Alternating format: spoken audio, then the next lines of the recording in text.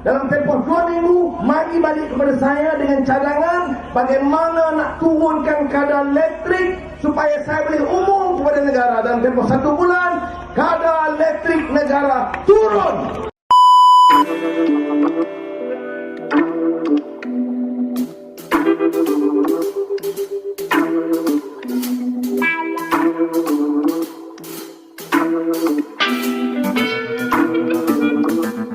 Itu kita kuning pasal elektrik. Elektrik ni bagi semua puak-puak dia, IPP, kita tahu. Saya nak bagi tahu 2 minggu kita panggil dia. Dan saya jamin insya-Allah kadar elektrik seluruh negara mesti turun. Kalau tidak kita panggil, kita bagi betul. Nak jadi pemimpin sudah kena tegas. Ini takut semua. Cakap orang kampung bukan main. Fitnah macam-macam. Cakap dah dega-dega. Tengok saya jerit, lagi pun nak jerit. Tak jadi.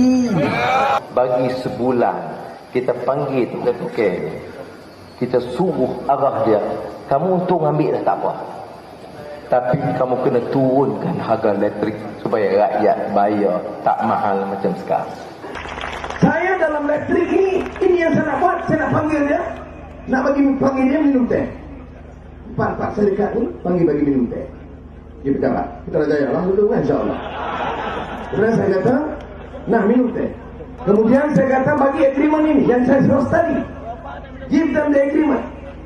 Saya kata tengok agreement ini dan dalam tempoh 2 minggu mari balik kepada saya dengan cadangan bagaimana nak turunkan kadar elektrik supaya saya boleh umum kepada negara dalam tempoh 1 bulan kadar elektrik negara turun.